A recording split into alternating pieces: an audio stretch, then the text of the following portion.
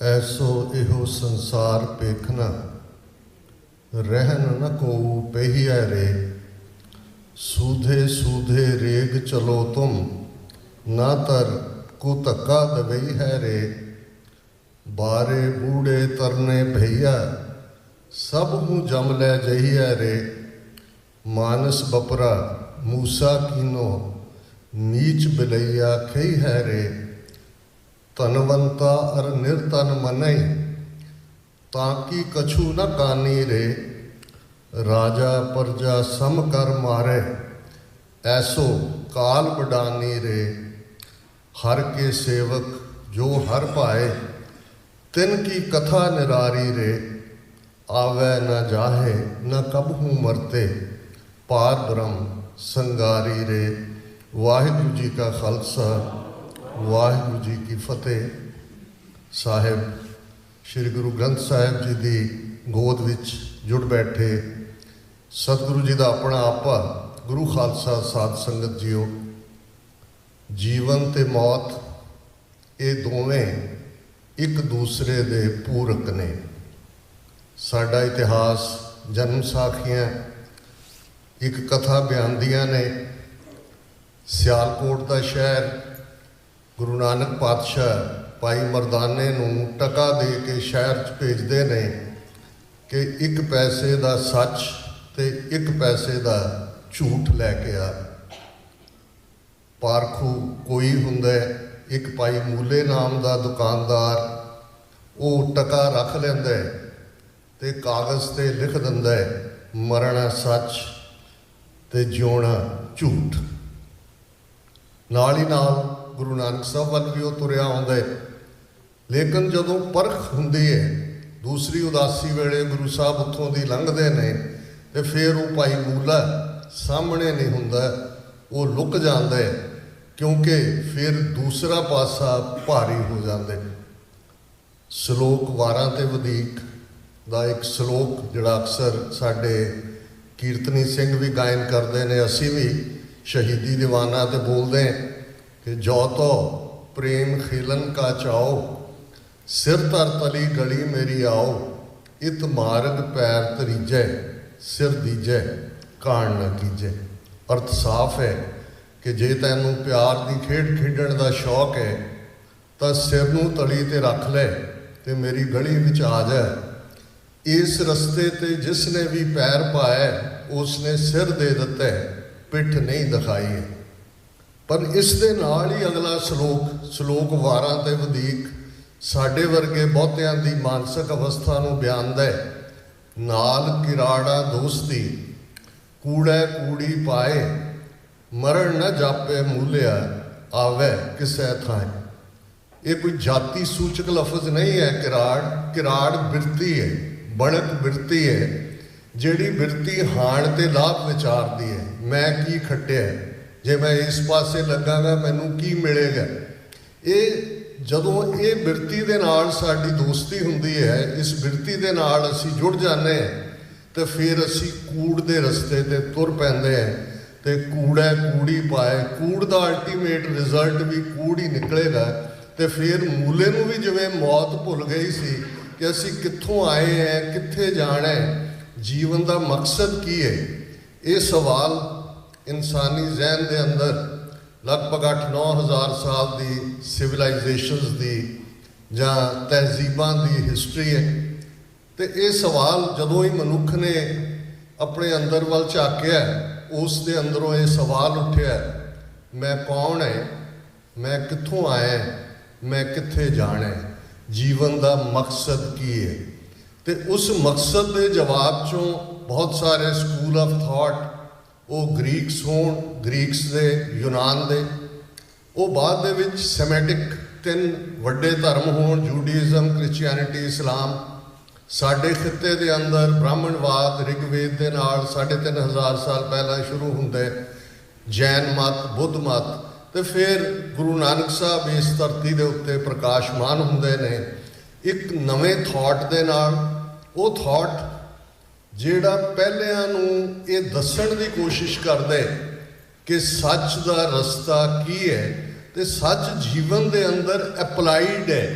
कित्थे अप्लाई करना है सच्चों उरै सब को ऊपर सच अचार। सच बहुत वड्डा है। सारी डिबेट तुसी हिंदुओं के शास्त्र उपनिषद सिमरतियाँ देखो, बड़ी खूबसूरत फिलोसफी है, बड़ी खूबसूरत। तुहानूं अरिस्टोटल, प्लेटो, सॉक्रेटिस नूं मुकाबला देने वाला थॉट है, छोटा थॉट नहीं है। पर in the end of the day उसका नतीजा की है, उस खिते दे अंदर किस किस्म के उस थॉट ने लोगों को पैदा किया। अलामा इकबाल उन्होंने एक बड़ी खूबसूरत नज़म नानक दे नां थले बांगे दरा उन्होंने एक किताब है, उस दे विच है, तो उहदे च उन्होंने उस फलसफे की गल की कि ये फलसफा जिहड़ा है ये ख्याली फलसफा है कि शमाए हक से जो मुनव्वर हो ये वो महफिल न थी, बारिश रहमत हुई लेकिन जिमी काबिल न थी। कि एक पासे वो फलसफा है जिहड़ा सिर्फ गल्लां दे नाल, शास्त्रार्थ दे नाल, ज़बानी कलामी जुड़िया होया है, ते इधर फिर उस धरती दे उत्ते अलामा इकबाल ने कहा बुत कदा फिर बाद मुद्दत के मगर रोशन हुआ, नूरे अब्राहम से आज़र का घर रोशन हुआ। आह शूदर के लिए हिंदुस्तान गम खाना है, दर्द इंसानी से इस बस्ती का दिल बेगाना है। फिर उठी आखिर सदा तौहीद की पंजाब से, हिंद को एक मर्द कामिल ने जगाया ख्वाब से। मर्द कामिल रब दे उस रूप च घड़िया होया, आप नारायण कलाकार जग में परवरियो।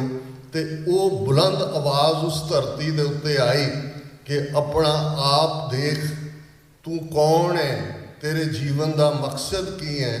तू सिर्फ 5 एलीमेंट नहीं है, तू सिर्फ मटीरियल नहीं है, मन तू जोत स्वरूप है, अपना मूल पछाण। इस इंसानी वजूद नूं गुरु साहब ने उस रुतबे दे नाल देखिया कि ये हेट करन दे काबिल नहीं है, ये मुनाण दे सिर काबिल नहीं है कि सिर च सवाह पाउणी है, इनू करूप करना है, नहीं।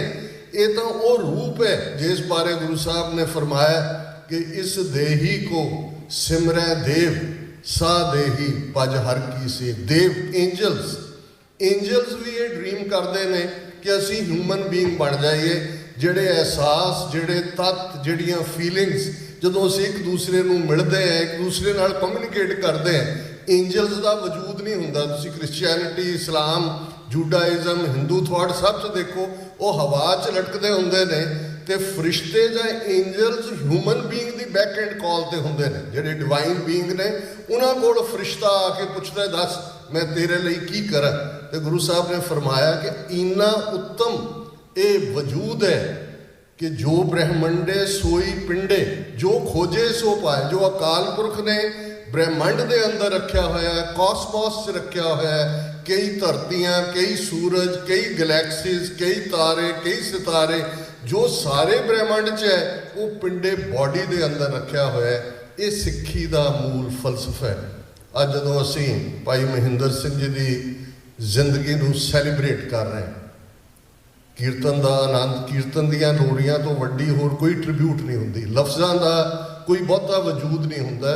गुरु की बाणी वो धुन है, गुरु की बाणी वो अनहद नाद है, गुरु की बाणी वो अकाली रूप दे विच अपना आप है, जिस दे सामने होर कोई माने नहीं रखता। पर फिर भी असी सारे जज्बाती इंसान हैं, जज्बातां नूं अल्फाज देने की कोशिश करते हैं। तो ये जिंदगी सैलीब्रेशन है। जे 4 लावां दा कीर्तन होया रामकली सद, हुण सद सदै, सदड़ा सुनी जै भाई जे को बह अलाए। उस अकाल पुरख का सदा सानू हर एक नूं आउंदा है जिंदगी दे विच। जे असीं पिछे मुड़ के देखिए, करंट देखिए, तो उस दे विच मौके आंदे ने कि अकाल पुरख वो सानू सदा दे रहा हुंदा है कि भाई आ तेरे जीवन का असल मकसद ये है, तेरे जीवन का असल रस्ता ये है। पर जे को बह अलाए, पर किदे कोल वक्त है। इस दौड़ ने, इस मटीरियलिज्म ने, इस इंडिविजुअलिज्म ने सानू इन्ना गल्फ कर लिया, इन्ना सवालों कर लिया कि असी इस सब तो उत्तम जो जिंदगी का फलसफा है, इस तो उत्तम कोई नहीं है। क्योंकि ये थॉट मारिया सिक्का जगत विच नानक निर्मल पंथ चलाया, शब्द जित्ती सिद्ध मंडली, कीतोस अपना पंथ निराला। एक उत्तम पंथ सुनियो गुर संगत, तह मिलंत जम त्रास बिटाई। एक अरदास पाठ कीरत की, गुरु रामदास राखो शरणाई। भाई महिंदर सिंह जी ने इस उत्तम पंथ नूं जीविया, उस दा हिस्सा बन के, नाम बाणी नाल जुड़ के, बाकियां नूं जोड़ के, क्योंकि जदों एप्लाइड साइंस के सिद्धांत तो बहुत आइंस्टाइन ने दिते या किसी न्यूटन ने दिते, पर जो अज असीं सहूलतां माणदे हैं ये एप्लाइड साइंस है। जो उन्होंने लॉज नूं एप्लाई ना किया जाता है तो आ जिन्नियां काढां निकलियां ने, इन्वेंशनस ने ना होंदियां। गुरु साहब ने कहा ठीक है, सच बहुत वड्डी गल है, सचों उरै सब को उपर सच अचार। अल्टीमेटली जे ट्रूथ एप्लाइड ट्रूथ है तो एप्लाइड ट्रूथ का सब तो वड्डा पैमाना तुहाडा गृहस्थ जीवन हुंदा है। जे तुसीं दौड़ ही गए दुनिया तो, हरमट बन गए, सन्यासी बन गए, मंक बन गए, तो तुहानूं कोई चैलेंज ही नहीं है, कोई टैंपटेशन ही तुहाडे सामने नहीं है, तो तुहाडा परख किवें होएगी। तो जदों तुसीं गृहस्थ दे विचों परिवारक जिंदगी जिउंदे हो, इकनॉमिकल हार्डशिप चों गुजरदे हो, नौकरी मिली चली गई, बच्चे होए या ना होए तो ठीक ना निकलन वाल दा फिक्र होए, उन्हां नूं खवाण दा फिक्र होए, ये वो वेला है जदों तुहाडा ईमान परखिया जांदा है, तुहाडा सच परखिया जांदा है कि की तुसीं उन्हां सारियां मुश्किलां दुख ते सुख, खुशी ते गमी, जिस नूं जदों गुरु अर्जन साहब ने सुखमणी साहिब दे अंदर ये डिफाइन किया कि अल्टीमेटली परख की है, तैसा हरख तैसा उस सोग, सदा आनंद तै नहीं वियोग, तैसा स्वर्ण तैसी उस माटी, तैसा अमृत तैसी बिख खाटी, तैसा मान तैसा अभिमान, तैसा रंग तैसा राजान, जो वरताए साई जुगत, नानक ओ पुरख कही है जीवन मुक्त। मुक्ति जिउंदियां मुक्ति, जदों तुसीं जिउंदे हो, हरख ते सोग इन्हां सारियां नूं सोना और मिट्टी इस नूं सम करके जानो, ये तुहानूं टैंप्ट ना कर सकन, डुला ना सकन।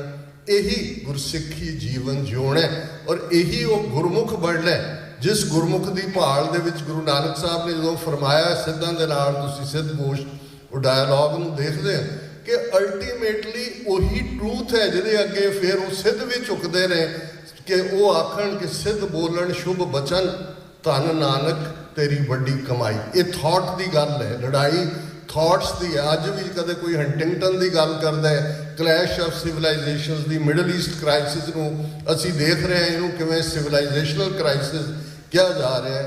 सिੱਖੀ महज एक वो रस्ता नहीं है जिस नूं बहुत वार साडे हिंदुत्वा दे अज दे मालक जिस लैवल के उत्ते जिन्हां कोल अज भारत का राज भाग है वो डिफाइन करना चाहते हैं। सिੱਖੀ तहजीब है। गुरु साहब ने 1469 तो 1699 तक जो खालसा पंथ की साजना होंदी है, 230 वरियां दे विच उस इंसान नूं घड़िया, उस तहजीब नूं घड़िया, उस नूं अकाल पुरख दे नाल जोड़िया, उस नूं बोली दित्ती, उस नूं संगत पंगत दीआं इंस्टीट्यूशनस दित्तियां। हरमंदर साहिब दिता, दिल्ली तख्त तो 2 फुट उच्चा, अकाल तख्त दिता, घातरे किरपान 5 ककारी रूप दे के ये फरमाया खालसा अकाल पुरख की फौज, प्रगट्यो खालसा परमात्म की मौज। मौज दे विच मौज की है ये रूहानी दुनिया जिउण वाले जानते हैं, असीं तां लफ्ज़ां दे नाल इहनूं इंटरप्रेट कर सकते हैं। तो जिहड़ी परमात्मा की मौज के उत्ते खालसा इस धरती के उत्ते नमूदार होया, भाई महिंदर सिंह जी उस खालसे का एक आदर्श रूप, क्योंकि मैं अज बच्चों तो भी, क्योंकि बच्चों के नाल कैंप के उत्ते और भाई हरजिंदर सिंह जी नाल जिन्नी बार भी राबता होया, और साडे वीर जिन्हां ने खालिस्तान की मूवमेंट अज भी जदों रुखसती उन्हां दी हुई, जिथे देख देख फतह के नगारे दे नारे गूंजे, उत्थे खालिस्तान जिंदाबाद भी गूंजिया, क्योंकि ये सच की अज की हकीकत है। इस गल नूं समझना बहुत जरूरी है। रूहानीयत का मुकाम अल्टीमेटली साडी मंजिल रूहानीयत है। पई प्रापत मानुख दे हुरिया, गोबिंद मिलन की तेरी बरिया, अवर काज तेरा कितै न काम, ਮਿਲ ਸਾਧ ਸੰਗਤ ਭਜ ਕੇਵਲ ਨਾਮ। ਇਹ ਸਾਡੇ ਜੀਵਨ ਦਾ ਅਲਟੀਮੇਟ ਮਨੋਰਥ ਹੈ। ਪਰ ਇਹ ਪਰਖ ਵੀ ਤਾਂ ਉਹ ਕਦੇ ਐਮਨਾਬਾਦ ਦੇ ਸ਼ਹਿਰ ਦੇ ਅੰਦਰ ਹੋਈ ਸੀ, ਜਿੱਥੇ ਗੁਰੂ ਨਾਨਕ ਸਾਹਿਬ ਨੇ ਫਰਮਾਇਆ ਸੀ, ਸੱਚ ਕੀ ਬਾਣੀ ਨਾਨਕ ਆਖੇ ਸੱਚ ਸੁਣਾਏ ਸੀ ਸੱਚ ਕੀ ਬੇਲਾ। ਉਹੀ ਬਾਬਾ ਨਾਨਕ ਜਿਨ੍ਹਾਂ ਦਾ ਸਰਵ ਉੱਤਮ ਸਿਧਾਂਤ ਹੈ, ਉਹਨਾਂ ਨੇ ਵੇਲੇ ਦੇ ਹਾਕਮਾਂ ਨੂੰ ਝੰਜੋੜਦਿਆਂ ਕਿਹਾ ਸੀ, ਰਾਜੇ ਸ਼ੀਂ ਮੁਕੱਦਮ ਕੁੱਤੇ ਜਾਏ ਜਗਾਇਨ ਬੈਠੇ ਸੁੱਤੇ ਚਾਕਰ ਨਹਿੰਦਾ ਪਾਇਨ ਕਾਓ ਰਤ ਪਿਤ ਕੁੱਤਿਓ ਛੱਟ ਜਾਓ। ਹੁਣ ਇਹ ਕਰੇਜ, ਇਹ ਜੀਵਨ ਜਾਚ, ਇਸ ਸਭ ਨੂੰ ਕੰਬਾਈਨ ਕਰਨਾ ਤੇ ਫਿਰ ਗ੍ਰਸਥ ਜੀਵਨ ਦੇ ਅੰਦਰ ਰਹਿੰਦੇ ਆ ਕਿਵੇਂ, ਜਿਹੜਾ ਤੁਸੀਂ ਅੱਗੋਂ ਬੱਚਿਆਂ ਦੇ ਅੰਦਰ ਵੀ ਉਹ ਵੈਲਿਊ ਸਿਸਟਮ ਭਰਦੇ ਹੋ।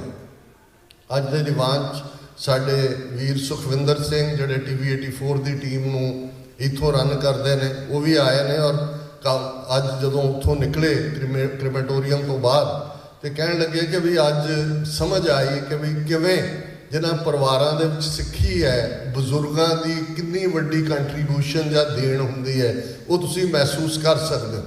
ਤੇ ਮੇਰੇ ਕੁਦਰਤੀ ਜਦੋਂ ਉਹਨਾਂ ਨੇ ਗੱਲ ਕੀਤੀ, ਮੇਰੇ ਮਨ 'ਚ ਆਇਆ, ਇਹ ਕਿਤੇ ਮੈਂ ਪੜ੍ਹਿਆ ਕਿ ਪ੍ਰਿੰਸੀਪਲ ਜੋਤ ਸਿੰਘ ਜਿਹੜੇ ਬਾਅਦ 'ਚ ਪੰਜਾਬੀ ਯੂਨੀਵਰਸਿਟੀ ਪਟਿਆਲਾ ਦੇ VC ਬਣੇ, ਕਿਸੇ ਜ਼ਮਾਨੇ 'ਚ ਖਾਲਸਾ ਕਾਲਜ ਅੰਮ੍ਰਿਤਸਰ ਦੇ ਪ੍ਰਿੰਸੀਪਲ ਸਨ, ਤੇ ਉਹਨਾਂ ਕੋਲ ਪ੍ਰੋਫੈਸਰਾਂ ਦਾ ਇੱਕ ਵਫਦ, ਉਦੋਂ ਇਹ ਡਿਬੇਟ ਹੋ ਰਹੀ ਸੀ ਕਿ ਕਿਹੜੀ ਜਮਾਤ ਤੋਂ ਬੱਚਿਆਂ ਨੂੰ ਧਰਮ ਦੀ ਸਿੱਖਿਆ ਦੇਣੀ ਸ਼ੁਰੂ ਕੀਤੀ ਜਾਏ। ਤੇ ਉਹਨਾਂ ਨੇ ਪੁੱਛਿਆ ਕਿ ਜੀ ਬੱਚੇ ਨੂੰ ਕਿਹੜਾ ਟਾਈਮ ਹੈ ਜਿਹੜਾ ਬੈਸਟ ਹੈ ਜਦੋਂ ਉਹਨੂੰ ਸਿੱਖਿਆ ਦੇਣੀ ਚਾਹੀਦੀ ਹੈ।